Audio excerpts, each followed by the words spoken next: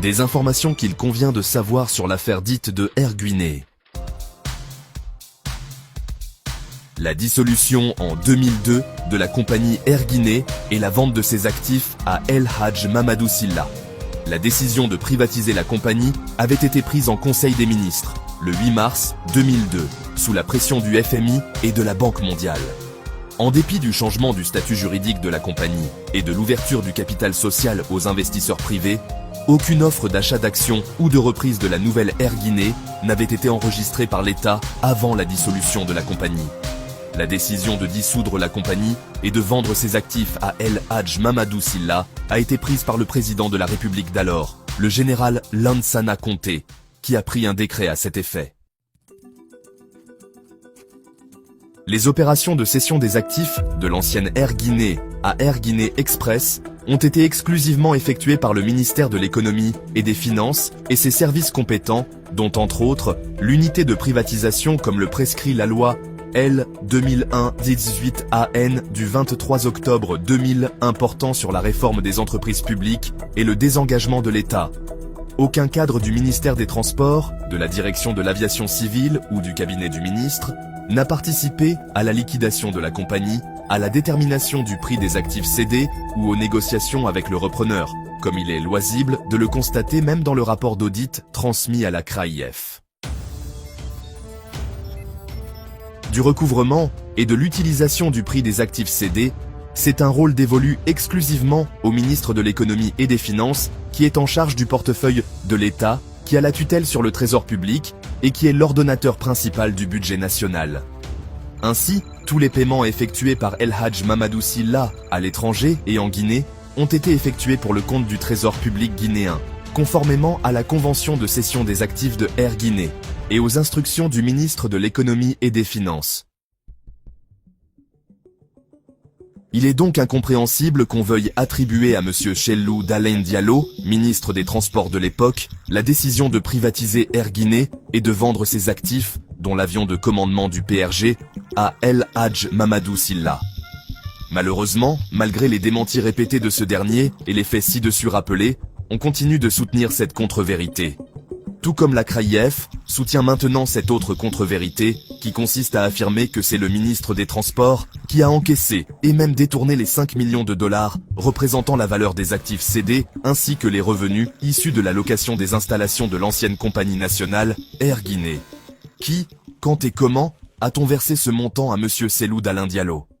Par chèque, virement, en espèces.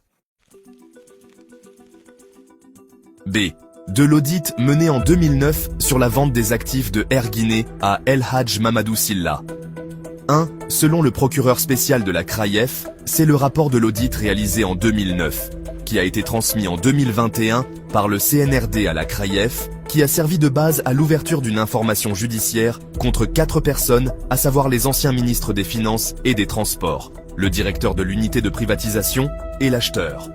Ce rapport est non contradictoire, car M. Cellou Dalein Diallo n'a jamais rencontré les auteurs de ce rapport d'audit, et n'a donc pas été interrogé par aucun d'entre eux, ni avant, ni pendant, ni après l'audit. C'est d'ailleurs seulement en 2022 que M. Cellou Dalein Diallo a pris connaissance du contenu de ce rapport d'audit lorsqu'il a été diffusé par la presse. 2.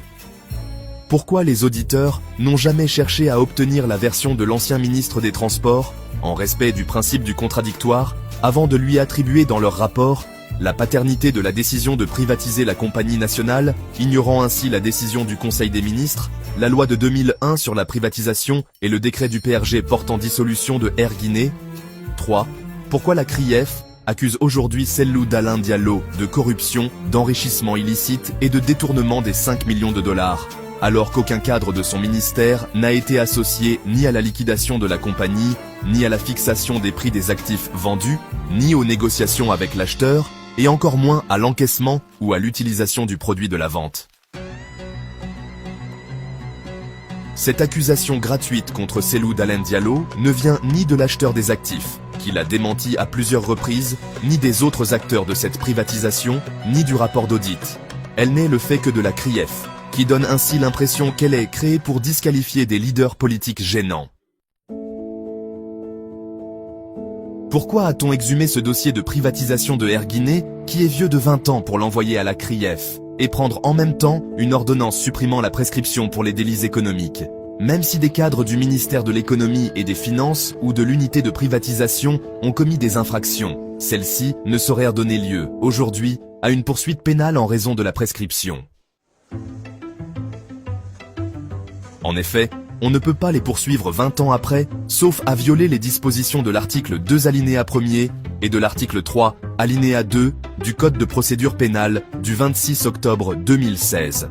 Certes, l'ordonnance numéro 008 du 6 décembre 2021 a été prise par le CNRD pour supprimer, dit-on, la prescription pour les délits économiques en Guinée. Mais, selon les juristes consultés, une loi d'imprescriptibilité ne peut atteindre que les faits dont la prescription est en cours, mais jamais les faits dont la prescription est déjà acquise, comme c'est le cas dans la présente affaire. En conséquence de quoi, les faits pour lesquels l'information judiciaire est ouverte par la CRIEF dans l'affaire de Erguinet étant couverts par la prescription, ils ne devraient pas donner lieu à une poursuite pénale, même contre ceux qui sont accusés de détournement dans le rapport d'audit. La chambre d'instruction affirme que Cellou Dalein dispose de ressources qui lui permettent d'être en possession d'un patrimoine et de mener un train de vie sans rapport avec ses revenus légaux. Pour mémoire, rappelons 1. que M. Cellou Dalein Diallo, pour acquérir sa maison de Dixine, tout ministre qu'il était, a dû procéder à un prêt hypothécaire auprès d'une banque de la place. Il n'est entré en pleine propriété de sa résidence qu'après avoir apuré sa dette.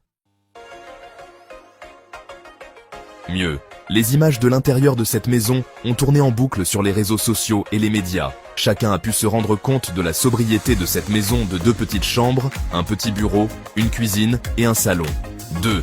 La maison qu'il occupe aujourd'hui à Caporo est aussi une modeste maison de 3 chambres et un salon. C'est à se demander de quel patrimoine et train de vie on parle. De la corruption des agents de l'unité de privatisation, Cellou Dalein Diallo est curieux de savoir à quelle fin il avait intérêt à corrompre les agents de l'unité de privatisation, d'autant plus qu'il n'est ni vendeur, ni acheteur. Dans cette transaction, il ne pouvait exister aucune complicité entre El Hadj Mamadou Sylla et Cellou Dalein Diallo, vu que ce dernier était opposé à la vente de l'avion. Dans la négociation et la fixation du prix de cession des actifs, ni lui, ni ses services n'ont été impliqués.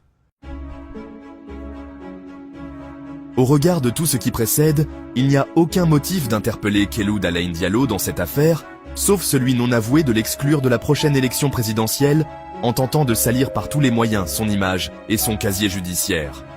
En tout état de cause, cette analyse est renforcée par les déclarations suivantes. Un leader politique proche du CNRD n'avait-il pas dit « On n'exclura pas Dalein par l'âge, mais par le casier judiciaire ». Un ministre du gouvernement de transition n'a-t-il pas reconnu récemment que le seul moyen d'empêcher Cellou d'être président, c'est de l'empêcher d'être candidat ? Voilà le mobile de cette cabale judiciaire et la réponse à toutes les questions posées plus haut.